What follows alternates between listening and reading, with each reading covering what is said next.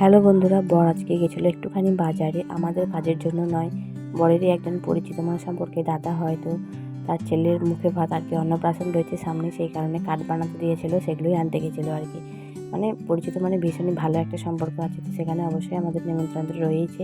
আর এই যে আনতে গেছিলো আজকে, দেখো তোমাদের সঙ্গে একটু শেয়ার করলাম। আর এই গরমের মধ্যে বুঝতে পারছো যে এই কোনো অনুষ্ঠানগুলোতে এই দুপুরবেলার দিকে যেতে না ভীষণ কষ্ট, কিন্তু তবে যদিও এখনও অনেকটা দেরি রয়েছে, তো কিছু করার নেই। কাছের সম্পর্কগুলোকে রাখতে গেলে তো যেতে হবেই, তাই না? আর এই গরমের মধ্যে না সত্যি কথা বলতে ইচ্ছে করছে না। এবছর শীতটা যেমন দেরিতে পড়েছে, গরমটা ভীষণ তাড়াতাড়ি পড়ে গেছে, এত পরিমাণে গরম পড়ে গেছে আমাদের এখানে, কি বলবো তোমাদের। যাই হোক, দেখো ছেলে তো মানে কেউ একটু বাজারে গেলে ওর জন্য খাবার নিয়ে আসতে হবে ভোরে ভোরে, কিন্তু খাবে একটুখানি, আর ওর নামে আমাদের পেট ভরানো হয়, এই হচ্ছে ব্যাপার। যাই হোক, ওর জন্য এই ম্যাঙ্গো ড্রিঙ্কস নিয়ে এসছে, আর যখন হালকা ঠান্ডা থাকে তখনই এটা দেওয়া হয়, খুব বেশি ঠান্ডা থাকলে একদমই দেওয়া হয় না। যাই হোক, বায়না করে প্রচণ্ড গরমের মধ্যে, বুঝতে পারছো কতটা অসুবিধা হচ্ছে, বড়রাই সহ্য করতে পারছে না, তার মধ্যে আবার এই বাচ্চারা। যদিও এখন এই তো সবে শুরু হয়েছে, এখনও সেভাবে গরম কিছুই পড়েনি, তো বুঝতে পারছি লাস্ট দিকটা যে কী অবস্থা হবে।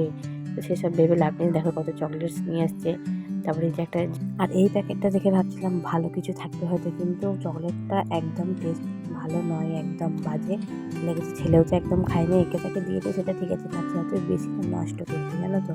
তো দেখাবো তোমাদের এরপরে। দেখো মানে দেখতে খুবই সুন্দর, কিন্তু টেস্ট নেই আর কি, রূপ আছে গুণ নেই, এরকম হয়ে গেছে চকলেটটা।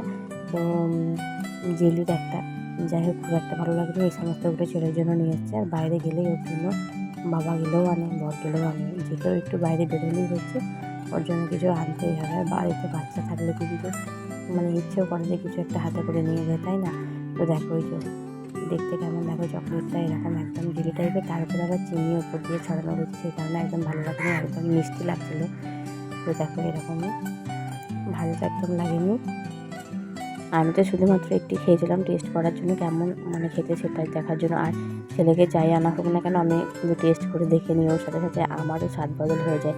তো সন্ধ্যার দিকে মানে বিকালের দিকে একটুখানি বানিয়েছিলাম বেলের শরবত, একটা অনেক বড়ো সাইজের পাকা বেল নিয়ে এসেছিলো বাবা। আর এই গরমে যে বেলের শরবতটা খেতে যেমন ভালো লাগে, তেমন শরীরের জন্য উপকারী, তাই না? তো তোমরা কি এখন বেলের শরবত খাওয়া স্টার্ট করে দিয়েছো? তো যাই হোক, সেদিন বেলের শরবতটা শুধুমাত্র বাবাই খেয়েছিল একটুখানি, আমি একটু খেয়েছিলাম, আর বাকিটা ফ্রিজে রেখে দিয়েছিলাম।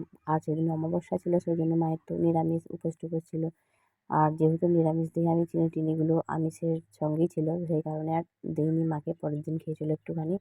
আর ছেলের দুষ্টুমি দেখো, সে পুরো চকলেটটা মুখের মধ্যে নিয়ে নিয়েছে, দিয়ে এখন দুষ্টুমি করেছে, কিন্তু ওটাও খায়নি শেষ